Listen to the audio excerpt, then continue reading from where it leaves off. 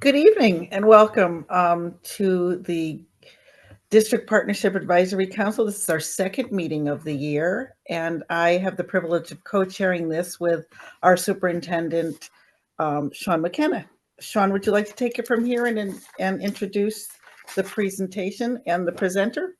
All right. Thank you, Yvonne, and welcome everybody. We are really happy to have Elaine Taylor, who is our Director of School Counseling, presenting on college costs, FAFSA, all the things that you need to know, whether you're a student or you're a family member during this college application season. And for those of you that may not have students going to college right now, you might be just in high school, you're a student, or you're a parent in the middle school. Mrs. Taylor is going to walk us through this slide deck. It's very informative. It's very practical. And we are taping this for the general public. So if anyone couldn't attend this evening, it will be up on our website. So without further ado, and I'd like to welcome Mrs. Taylor and to thank her for her time tonight. Thanks so much, Mr. McKenna, and thank you for having the opportunity tonight for me to join and share some information about paying for college and financial aid. It can be overwhelming and a bit cumbersome, but it's an important topic, not always the most riveting because it can be so overwhelming, but certainly important. So I hope we're able to highlight a few things that are helpful tonight for the future. So tonight's agenda will go through a few different areas of interest to me with regard to financial aid and college. So understanding college costs, we'll talk about the various types of financial aid. We'll do a brief overview of the FAFSA and CSS Profile and what those are, talk a little bit about scholarships, a little bit about financial planning, and also I'll have some other resources to share. So to get started, we will begin with understanding college costs, which I think it's always important when we're talking about college and financial aid that we are defining what we're talking about. So in case you are unfamiliar with the college landscape, just when we're talking about costs, we're looking at tuition, room, and board. And so tuition are what you are paying for the cost of the classes. Room would be if you are living on campus and you are in a dorm, that is the cost of that. And board would be the food part of it. So the meal plan that a student purchases while living at or attending the college or university. And those are important costs when we look at the cost of attendance. Other terminology that I think is important to share is the cost of attendance, or what you might call the sticker price. So this is the full published cost of attendance for one academic year before any financial aid or scholarships is applied. And this can include both direct costs, which are those expenses that are billed directly by the college, like your tuition, room, board, your health insurance. Students are required by colleges to have health insurance. This cost can often be waived if a student already has health insurance, if they're on a parent plan, for example. With proof of that health insurance, it's not a cost that you would have to pay to the school. But if not, then it is a direct cost to the college. And then there are additional fees. There's always other fees that are a part of those college costs, and they go directly to the school. We also have indirect costs, and these are the things that are not going to be billed by the college itself, but are often included when you look at the cost of attendance that is on a college website. So these are things like books, supplies, maybe transportation costs, and other personal expenses. A lot of times it's an estimate. It's not a definite. You know, if they're saying that your indirect costs are going to be $1,200, it might not be, but they're giving you an estimate of what those costs are. And the last vocabulary that I want to cover is the net price. And this is the estimated amount a student and their family will actually pay to attend a college for one academic year after you apply those grants and scholarships from the total cost of attendance. So given that, I do want to talk a little bit about the cost of attendance. So again, cost of attendance are both those direct costs like the tuition and fees, room and board, and also the indirect costs like books and supplies. So I'm starting with the Connecticut State Public Universities, and I'm going to compare the Connecticut public universities to out-of-state public universities and then ultimately private schools as well, and break down each of what that sticker price is for each of those schools, but then ultimately looking at what that net price is. So if you look at our Connecticut state public universities, on average, with Central, Eastern, Southern, Yukon, Western, the average for the in-state tuition and fees is over $15,000. The room and board, so if a student is living on campus and they have a meal plan, the average there is an additional $15,000 for a total of over $30,000 for your direct costs, and that is per year. In addition to that, you're looking at your books and supplies, those indirect costs that could be variable, an average that they estimate around $1,100 to $1,200. So with that, keep that in mind as we move through the next couple of slides. Your out-of-state public university, the cost of attendance is higher. If you were an in-state student in any of these states where these colleges exist, you would get that in-state pricing, but we would be out of state for any of these schools. So it's important that when students are looking at some of these public universities, they are paying attention to the out-of-state tuition rate and the room and board. So on average, you can see, well, I don't have an average here necessarily, but you can see that they are mainly in the 50,000 range. Worcester State is a little bit of an anomaly at $32,000. That is more comparable to what our in-state school cost is. But there are some variable. Down south, you're going to get a lower cost for tuition, room and board versus in the New England region. So it's important that you're paying attention to what those direct costs are. Again, those indirect costs are somewhere around $1,000, $1,200. Next, moving into, this is a variety of Connecticut and out-of-state private college and universities that I selected. You can see that these sticker prices are the shocking ones. These are the ones that make your jaw drop because you're looking at schools that are over $70,000. Conn College right down the street in New London is over $90,000. So those are the ones that are a little bit scarier to look at. But I want us to look next at what the average net price is for these schools. So a sampling from each of those slides broken down into our in-state public universities. You can see that the average net price comes down a bit, more around like the $20,000 range for our in-state public universities. Our out-of-state public universities from the schools that I had listed, they come down a bit as well. Our public universities cannot typically come up with as much funding as our private universities and our private colleges. Private colleges and universities tend to have endowments and they have much more money to pull from for students. So if you're looking at those bottom three schools, the private colleges and universities, these are coming down by almost half, and they're making them pretty comparable to what our in-state public university rate is. So I share this because a lot of students, and I think families too, of course, parents who are supporting their students in applying to these schools might see those sticker prices on these schools, the private schools, and say, no way, we can't afford that, because who can afford $90,000 a year or $75,000 a year? But we need to understand that they're still worth applying to, because a lot of times they are the schools who can drive the cost down much more than our public universities can for both in-state and out-of-state universities.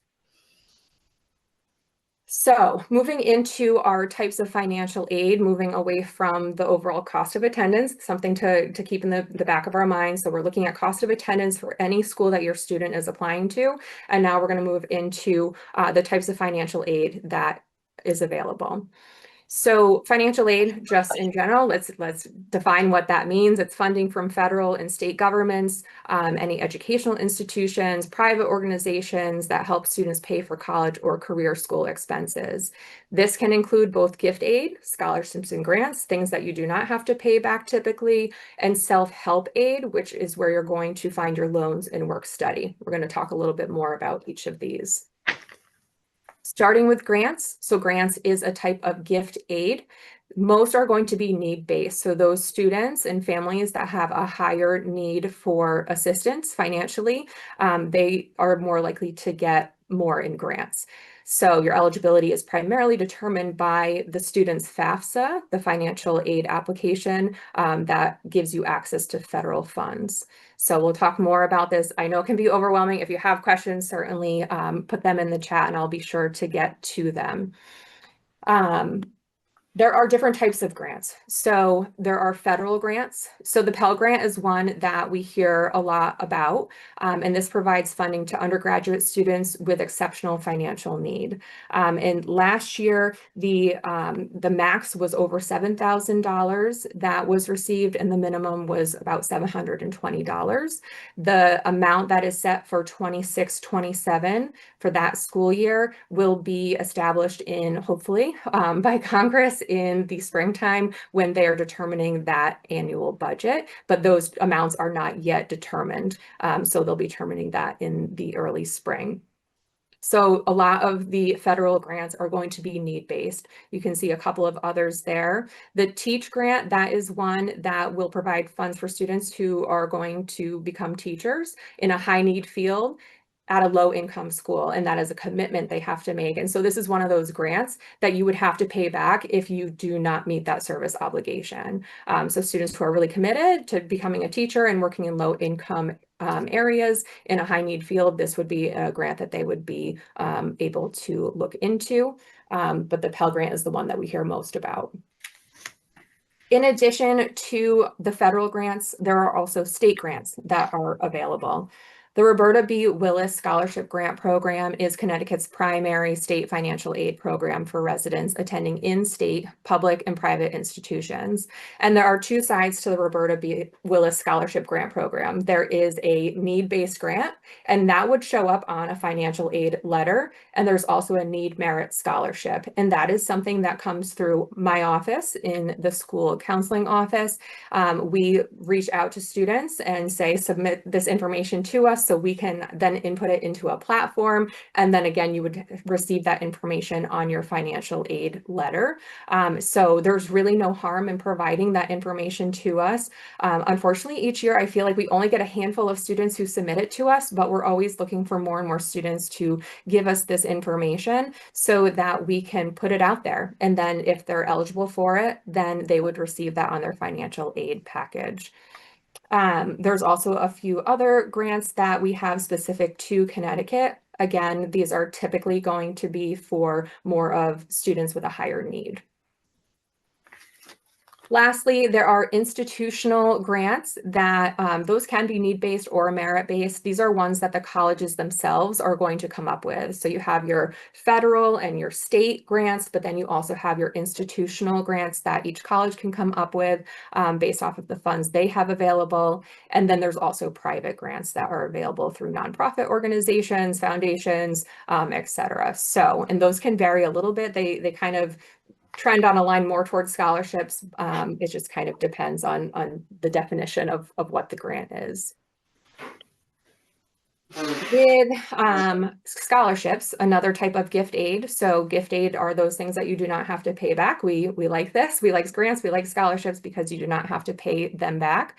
The eligibility has varying criteria. They could be need-based, they could be merit-based on those academics, they could be on athletics, it could be on school and community involvement. I have seen scholarships that have everything under the sun. So there is something available to every student. It just takes time and effort to put in those applications, to find those scholarships to apply to, and ultimately submit them. I always kind of joke a little bit, nothing against bowlers by any means. I wish I was a better bowler, but we have a scholarship every year that comes through that if your parent is a part of a bowling league, then you are eligible to apply for a scholarship. So that is something that is so simple. You know, if you have a parent who is a bowler, then this is something that you're eligible for. So really, truly, there are scholarships for everyone out there. It's just a matter of finding them and applying to them.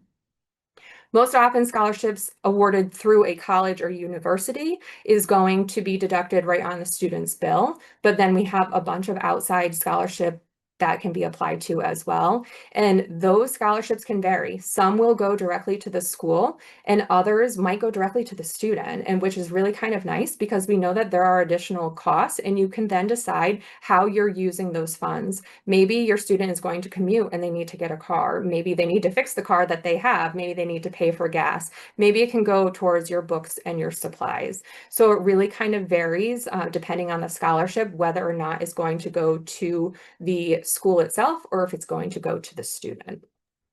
So, Mrs. Taylor, I'm going to jump in. Sure.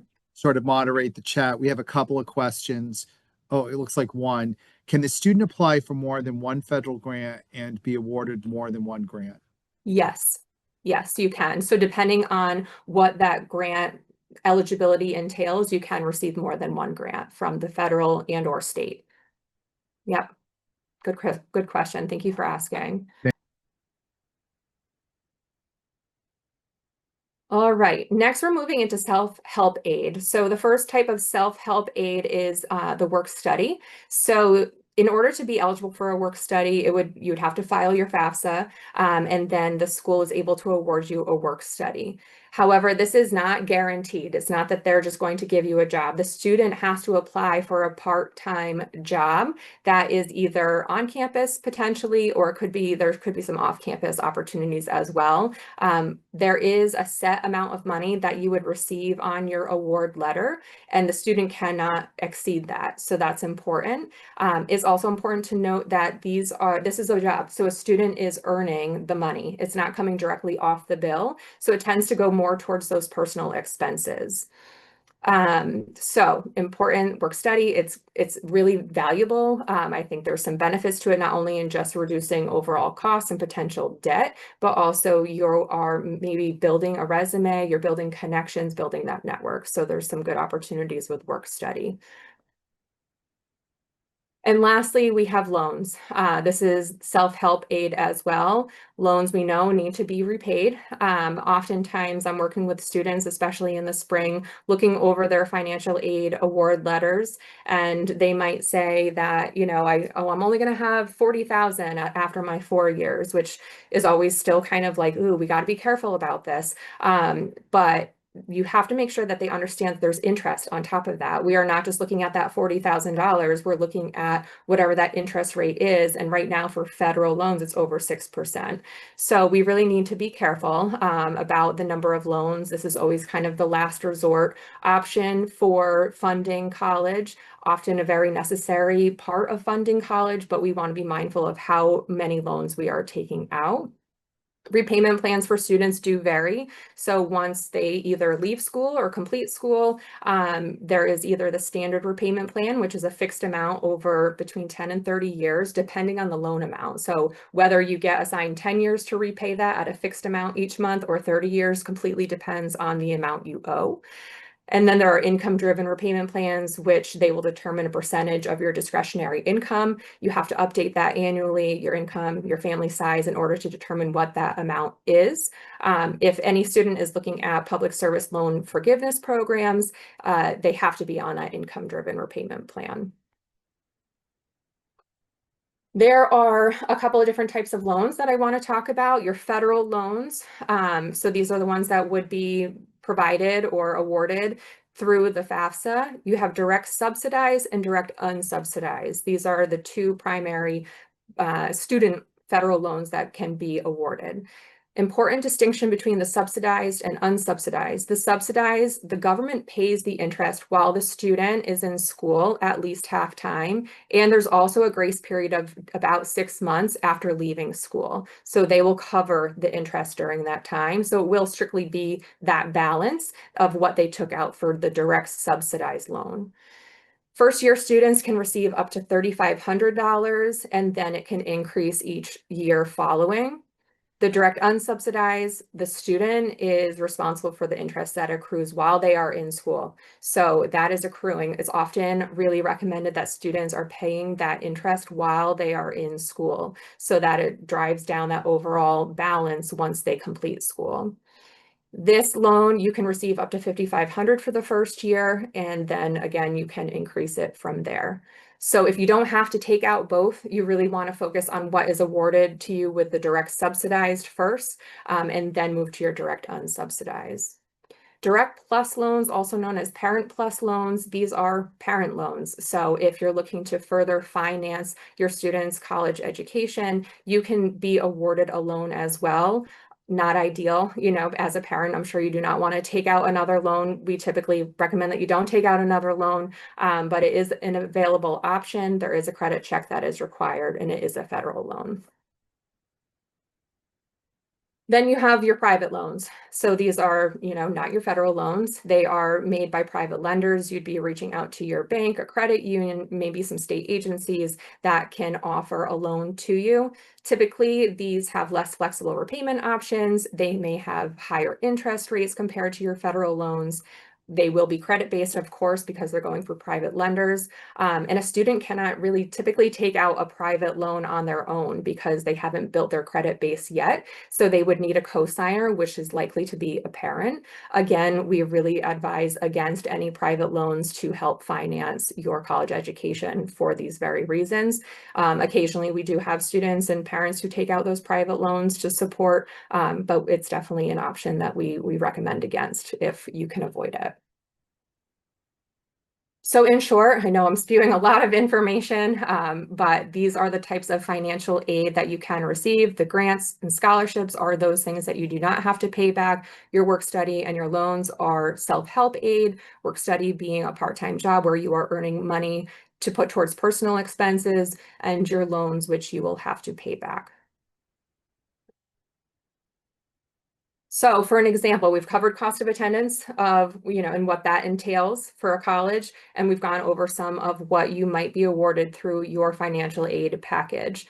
So this school, a little bit on the less expensive end, it's cheaper than our in-state schools, but for this example, the cost of attendance is $18,312. That includes your tuition and fees, room and board, and the estimated cost of books. So they're saying the cost of attendance is $18,312. Any financial aid package that you receive should list the cost of attendance. If it doesn't, be sure to look up what that cost of attendance is so that you have an understanding of what that financial aid is going towards, and then ultimately, what is that gap that you still need to pay? So within this financial aid package, you can see that the student is awarded a couple of different grants, some scholarships, and then we have the loans. What I like to do when I'm working with students and they bring their letters into me and I'm at my whiteboard and drawing it all out and slashing through these letters is looking at what are those things that they do not need to pay back. So the grants and scholarships, take those off the cost of attendance. That's great. But look at the loans separately because those are things that you're still going to need to pay back. So they're saying that your total financial aid is $15,695. But really, we need to subtract the $5,500 from what those loans are to understand what are my complete out-of-pocket costs, because those are kind of out-of-pocket costs. Eventually, you're going to have to pay those back. But you break this down and look at what's my loan situation, and then also ultimately what is my gap. It might not cover. So the cost of attendance is over $18,000. This financial aid package is over $15,000. There's still a gap that needs to be covered in order to cover that bill. So when you look at comparing those financial aid packages, you have to figure out what is the bottom line. So how do we get this financial aid? The FAFSA is the free application for federal student aid, much simpler to say FAFSA. So that's usually what we shorten it to. It's important to emphasize that it is free. So studentaid.gov is the site to use for the FAFSA. There used to be a studentaid.com or FAFSA.com that would ask you the same exact questions, but charge you $100 at the end. If you're ever charged for the FAFSA, X out of there, you're in the wrong spot. So make sure that it is always free when you apply. Use studentaid.gov. This is the primary application for students to use to access federal funds. Many states and individual colleges also are going to require your student to complete this to be considered for any of their own financial aid, the institutional aid. So it's important, even if you are in a position where you think you're not going to qualify for much aid, this could open up opportunities for your student to receive institutional aid. So still recommended to always fill out the FAFSA because it can't hurt just to see what you might get in those financial aid packages. The FAFSA does need to be completed annually. So every single year that a student is looking to be in school, you have to refile the FAFSA. Really important to mention that, especially because the FAFSA opens in October and your student begins school in August. So it can feel pretty soon to be already planning and filing for that following year. It can happen pretty quickly. So it does need to be completed each year. Real quick question, Mrs. Sure. Taylor, in the chat. This is primarily for students who are in 12th grade, correct? A Yeah. junior it wouldn't be beneficial or make sense to apply during junior year. Correct. Yes, because you'd be applying, so it's only for the open year. Like right now, the open year to apply for financial aid would be this current year, but also the 26-27 academic year. So if you have a senior right now, you'd be applying for the 26-27 school year. For a junior, the 27-28 is not yet available. Great question. Thank you. Like I mentioned, the FAFSA does open on October 1st. The past couple years, you might have heard about the FAFSA being revised. So they have worked through some of the challenges that existed with that platform when it first was revised. And I'm hearing great things about it at this point. We've had many parents who have successfully completed it. It's seamless, it works. So that's wonderful to hear. Important to note that the priority deadline for Connecticut is February 15th, but please apply as soon as possible. Do not wait until that time. You really want to get your FAFSA completed as soon as possible. I always think of it as like right now, the pot of money is all there. And then if you're waiting, it continues to dwindle. So important to get that filed. Pay attention to individual college deadlines. So while our priority deadline for Connecticut is February 15th, there may be other deadlines that you need to pay attention to for the college that your student is applying to. Ms. Taylor, we have another question, and this is actually, I think, a good one because I have two students, one who's graduated, one who is in college, and we have another student applying for our senior who's applying next year. Can you help explain with the FAFSA, parents have to apply, but there is a component that the student has to do too, correct? Yes. So each student needs their own FSA ID, which is kind of what I think of as one, it's your username and password basically to get into the FAFSA, but it's also the first step that you need to take in order to verify that you are who you say you are and that you are eligible to apply through the FAFSA. So each student needs their own FSA ID. And then you'll see in step 2 that the student needs to start the FAFSA and they invite their parent. So the student needs to start their own FAFSA. It is my FAFSA. I am going to school next year, so I need to start it. I'm inviting my parent because we know that the parent has a lot of information, a lot more than the student typically, that needs to be input. So with that, the parent will complete their sections after the student has invited them to complete their FAFSA. Both the student and the parent need to sign and submit that FAFSA. I have a resource there for FAFSA for parents. So there's a lot of information that's embedded in there, kind of a step-by-step guide that can work your way through the FAFSA. There's a lot of different resources available to help you, a lot of help options embedded within the FAFSA too. There's a chat option. There's different things that will help you learn what each question is even asking.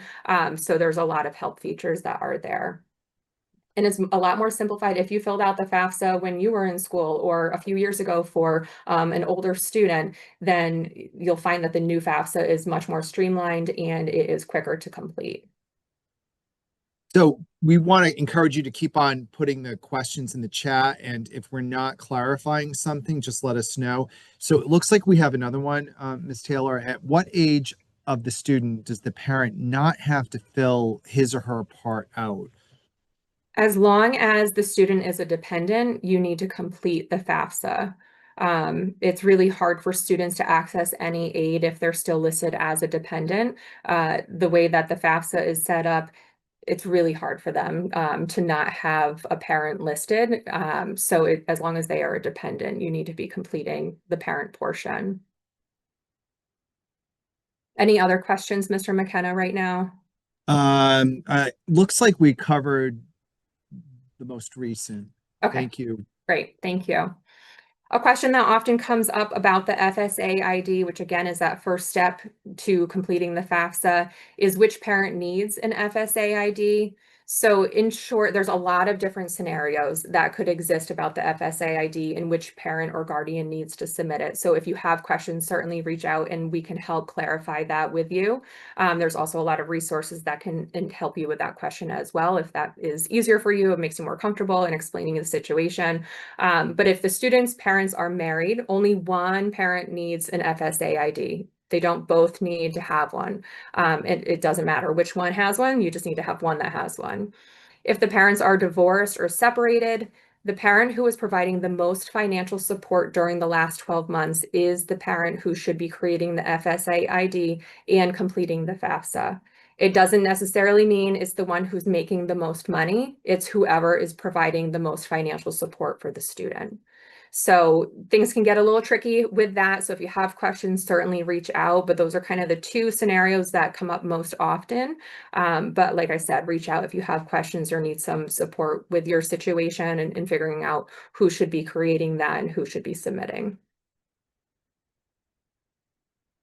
In short, what do you need to have to fill out the FAFSA? Your tax returns, both the student, if they happen to have filed taxes, they'll need theirs, and also the parent or guardian contributors. And this is for the prior year. So if you have a senior this year who is applying for the 26-27 school year, you are using the 2024 taxes. Within the FAFSA itself, you can enter things manually, but they also have a data retrieval tool that you can use, which makes it really easy that they're just pulling the information for you if you're comfortable with that. If not, you can refer back to your W-2s and your tax form to look at what those numbers are and what they're looking for you to input. You also need your bank statements, investments, including real estate, any business and investment firms. So the FAFSA, those in short, that is what you need to look to have before you sit down to fill out the FAFSA. Common mistakes on the FAFSA: missing deadlines, that's a big one. Leaving any fields that are blank, not signing electronically, that one comes up time to time. Confusing parent and student information. Again, the FAFSA is with regard to the student. So make sure that you as the parent are not starting the FAFSA because it has to be the student and they're inviting the parent to complete it.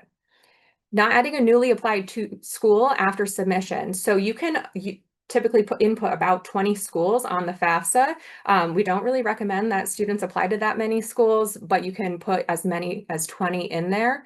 Sometimes students will have their initial 5 schools that they have identified, and then come January, they're like, oh, I discovered this other school that I want to apply to. They apply to it. You need to go back into the FAFSA and add that new school onto your application so that they receive your financial aid information. They can develop that financial aid package for you.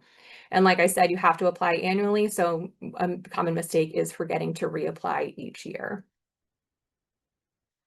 Moving into the CSS profile. The CSS profile is another financial aid application. This is administered by the College Board. So the FAFSA is through our federal government. CSS profile is through College Board, and some colleges and universities use this. It's about 300 schools that require the CSS profile. Typically, your more private or your more selective colleges and universities are going to want the CSS profile. That link of participating institutions and programs will give you what that list is. So that is a quick list that you can see. If you know your student is applying to these 6 schools, you can see if they require it. But I always advise that, for each school that a student is applying to, that you get on the financial aid website for that particular school to look at those deadlines, see what is required, and they will list there if the CSS profile is required. The CSS profile is a lot more detailed. They're really looking very closely at a family's financial situation, and sometimes it's something that parents really aren't comfortable providing. So if that is a factor, it's something that you want to be aware of and talk with your student about because they will require that CSS profile. It's not something that you can opt out of. It almost always requires a non-custodial parent profile for divorced and separated parents. So the FAFSA, you have maybe with a divorce situation or your parents are separated, then you only have that one parent who is completing the FSA ID and the FAFSA. With the CSS profile, they are going to want to get information on both parents. And that's, again, something that is really difficult to opt out of or say that, I don't have that parent in the picture. So they make it kind of hard to avoid that. So they're really going to be looking for that non-custodial parent profile. With schools that require the CSS profile, important to know that they are also typically going to require the FAFSA. The FAFSA is going to give you still access to those federal funds. The CSS profile is going to give you more of the access to institutional aid that they'll be looking to administer through the college itself. There is a cost. So as I emphasized with the FAFSA is free. The CSS profile costs $25 for that first school, and then $16 for each additional school thereafter. There are fee waivers available. So if your student, had a fee waiver for SAT, typically determined by free or reduced lunch, then that fee waiver exists for the CSS profile as well. The deadlines for the CSS profile do vary. So again, getting on those websites, understanding what those deadlines are. Another link at the bottom, resource for additional information on the CSS profile. There's a lot of step-by-step guides that can support you with that process. So in short, you have the FAFSA and the CSS profile. Like I said, FAFSA gives you access to those federal and state aid. CSS profile is more of the institutional aid. The cost for FAFSA is free. CSS profile, there is a cost unless you have a fee waiver. The information on the FAFSA is going to be less detailed. It's going to be your income. It's going to be some of your assets. The CSS profile is going to take a deep dive into your financial situation.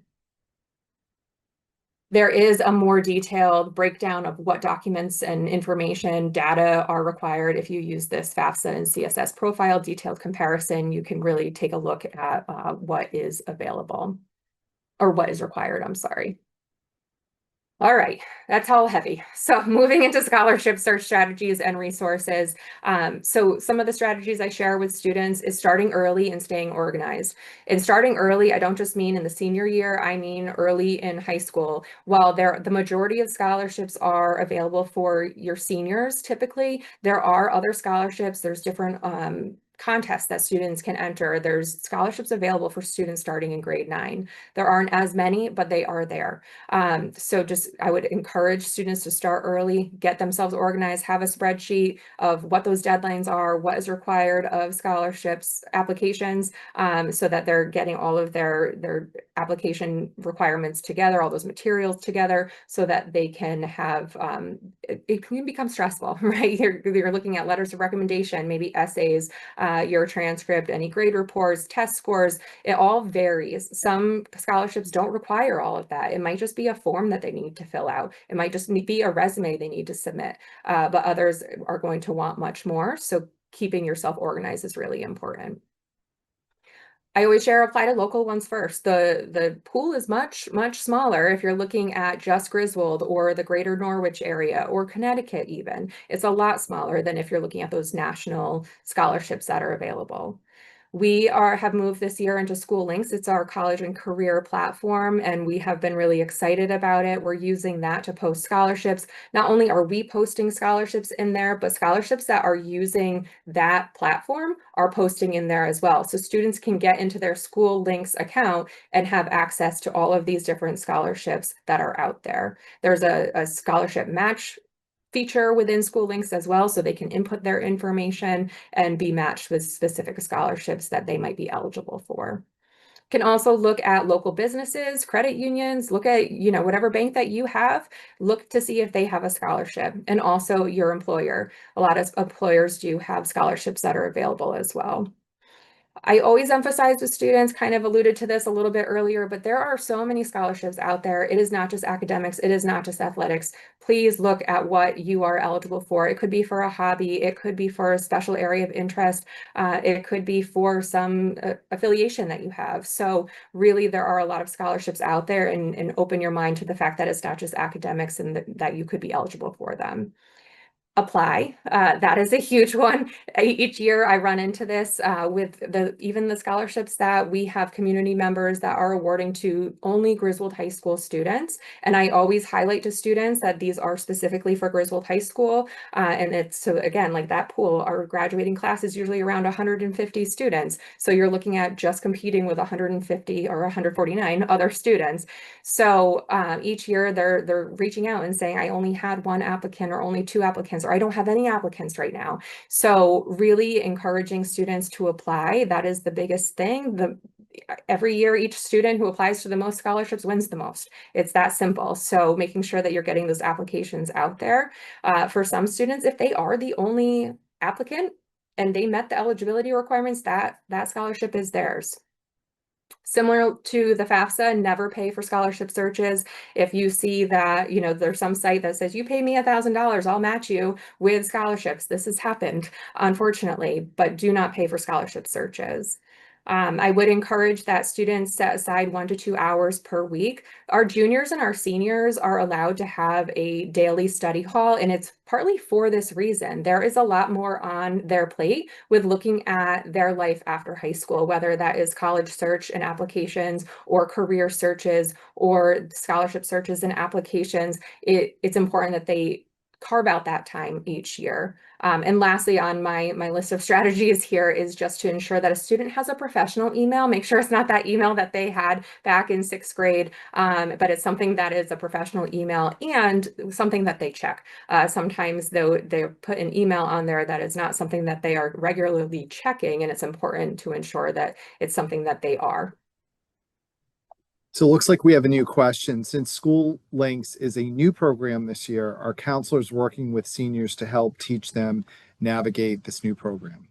Yes, certainly our seniors are a little bit of our guinea pig, admittedly, because it is a new program. But we started with SchooLinks back in September. We hit the ground running with introducing SchooLinks to all of our students, and primarily our seniors, especially with the college application process.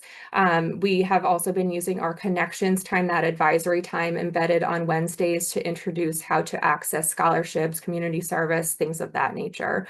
We always welcome students to come down and ask their questions to us as well. There's a lot of resources in our class of 2026 Google Classroom for how to use SchooLinks as well. So we're trying to get it out there, understanding that it is a brand new program.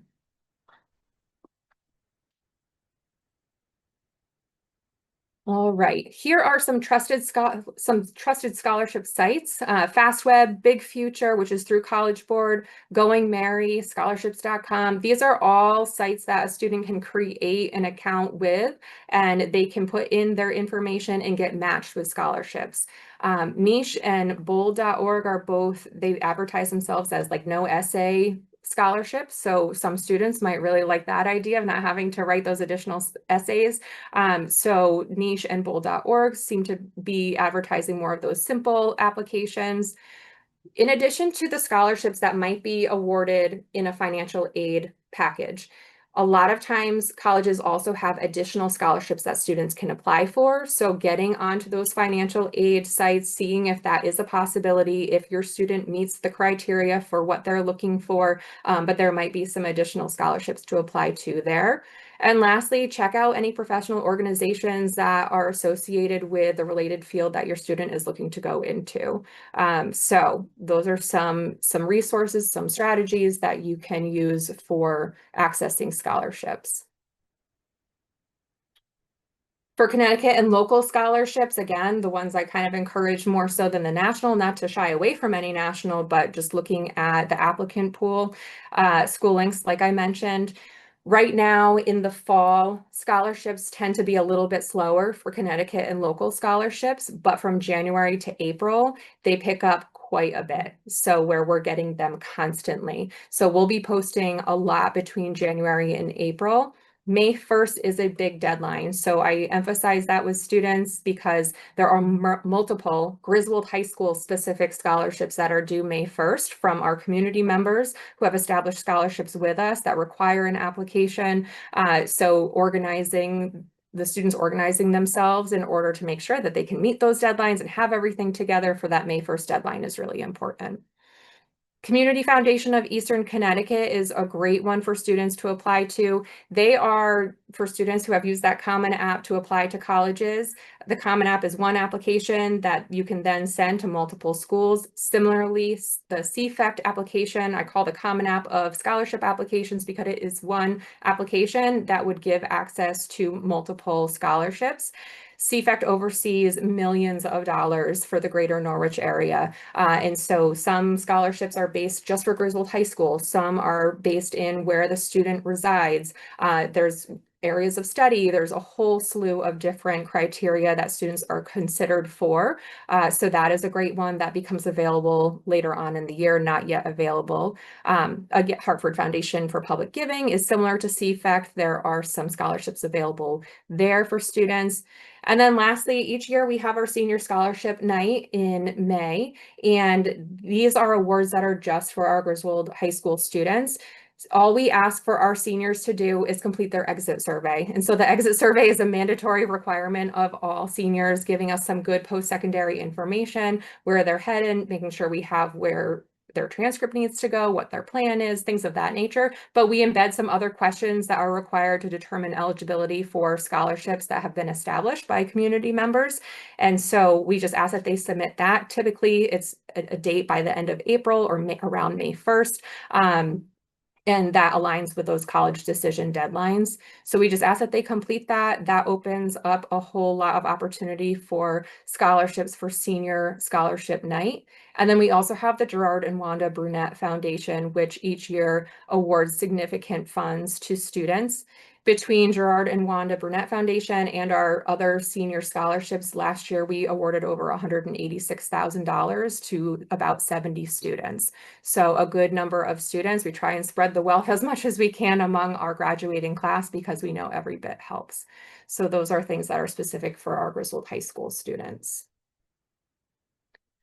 The last piece I wanted to talk about tonight is just financial planning, and I am not a financial planner, so I am a school counselor by trade. So with financial planning, I mean more so about talking realistically with your student about what you are able to contribute, if anything. I think having that common understanding is really important when you're looking at these various colleges and helping your student understand like what is doable and what is not.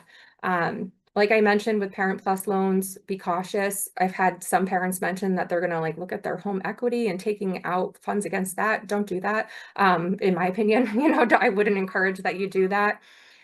I would also throughout high school, so starting from grade 9 and building all the way to grade 12, really encourage your students to build what you would call a financial resume. So having strong grades, being involved in activities, getting into leadership positions, those are all adding up to being accessible to have more scholarships. So each of those things, and if you don't have the best grades, then really push into those activities and leadership opportunities. So the more that you're able to highlight, the more scholarships that are going to be available to your student. Also having summer and part-time jobs, that's an important piece that your students are kind of owning and learning, and that responsibility, but owning a piece of what they might want for college financially. I would compare your value versus brand name. I think there's always those colleges that we hear a lot about, but there are thousands of colleges out there. And so if you are able to do research and look at a school that is going to give your student what they need and you're getting a better deal financially, that's probably the better option for your student. So really look at what are you getting out of it, the financial cost of it versus just going with like a brand name of where I need to be just because I've heard it's a great school. Really do your research on that. Kind of mentioned this already, but that best fit financially needs to be a part of the conversation. There has to be that's part of a lot of work that I really love to do in the spring. It's hard work because I hate to talk with students and like kind of burst their bubbles at times. But looking at those financial aid award letters and really thinking about what that best financial fit is. You don't want to have your student come out with significant debt and start off and really not know maybe what that first job is going to look like, what their salary is going to be. Driving down whatever that loan balance is really important. You can also play the game a little bit, have students apply to colleges where they might be more likely to earn a college. If they're academically above average of their typical student, if they have higher scores, those are times that you might have a student who is more likely to get a merit scholarship. So they might be able to provide more funding for your student because they are looking, your student would be attractive to them. So they're able to provide more funding to you. Borrow only what is needed, not what is given. So when you're looking at those loans and they say, here you go, here are all the loans that are awarded to you. If you don't need them all, don't take them all. Look at also the loan total over the college career. So I think sometimes, again, we have, as parents, maybe more understanding about what things look like financially. Breaking it down for your student is important. If they're saying, well, my loan each year only totals $5,000, important to look at that over 4 years. No, that's looking at $20,000. And also you might need to go to grad school. And so now we're looking at additional costs. So really laying out that long-term plan is important. And I really love that we have, for the past few years, Connecticut State Community Colleges have been free. So I think the word is kind of out there at this point with students especially, but I don't know that families are always aware of this. So the eligibility criteria is there: Connecticut resident, high school graduate. You need to first enroll in college during fall 2020 or later. Complete the FAFSA, so you still have to complete the FAFSA to have access to free tuition. All you need to be taking is a minimum of 6 credits, which is about 2 courses at the college level, be completing a degree or certification program, and remain in good academic standing. So that can be taken away. If a student is not doing well, they will have to pay tuition, but as long as they remain in good academic standing, Connecticut State Community Colleges are free. And that is up to, I believe, 72 credit hours. So that is a great opportunity to complete those first couple of years at no cost. And they have a lot of articulations for automatic acceptance and seamless transfers to 4-year schools. So those links at the bottom give you some more information about that free tuition piece and also the transfer planning from Connecticut State to other colleges. Lastly, some other tips: don't hesitate to call the college's financial aid office with any questions that you have. It can be a complicated process. It can be a little bit overwhelming. I feel overwhelmed just by the amount of information I have shared tonight. So don't hesitate to ask your questions. We as school counselors are absolutely happy to answer any questions, but you can also direct any questions that you have about specific colleges to their financial aid offices. The net price calculator is something that really you should be using for each of the schools that you apply to. So all colleges are required to have the net price calculator on their sites, and you can input some of your information, financial information, to get kind of an idea. It is not a guarantee, it's not an exact, but it gives you an estimate about what your net price might be for that particular college. So it's a good way to just gauge as students are applying to those colleges before you get your financial aid letters back, about what the cost might be for your family, for your student and your family. Lastly, play the game. Another game that you can play is called the Financial Aid Office to appeal for more funds. So if you have 2 schools, I heard of a parent last year who did this and it worked. So I definitely encourage it. The worst that they say is no. But if you're looking at 2 different schools, your student really wants to go to school A, but school B gave that better deal, you can call and say, I got this better financial aid package. Can you match that in any way? The worst that they say is no. The best that they say is sure, we'll give you a little bit more money, and they're able to come up with that, and your student can go to the school that they prefer. Just a few other resources that I have linked here. So certainly access these. There's a slew of resources that are out there available to families and students to help with all of this. It was hard for me to narrow down what exactly I wanted to share tonight. I feel like I could go on for another hour. Like I said, not always the most riveting stuff, but it's important stuff. It's a long process. It's a lot to understand. It's a lot of terminology to kind of pour through. So if you have any questions, certainly reach out, and I'm happy to answer any questions that anyone has in the chat, or if you want to come off mute, I'm happy to answer any other questions. One question that appeared in the chat: how do we get this slide deck or PowerPoint presentation or Google Slides presentation, excuse me, out to people? Is it something that we can put on the website, or a version that we can share in the chat? Yes, absolutely. I would be happy to post it on our site. And just for sake of time, I'll put it on our website. And if you want to email me, I'd be happy to directly email a copy of this to you. So let me just access the chat, and I'll put my email in there. And as Ms. Taylor is putting her email in the chat, are there any other questions that we can cover while we have you here? If not, you can certainly, I don't think Mrs. Taylor would mind, you can email her directly. Our next meeting is February 24th. All right, everybody. Thank you so much for joining us this evening. Take care. A lot. Have a good night.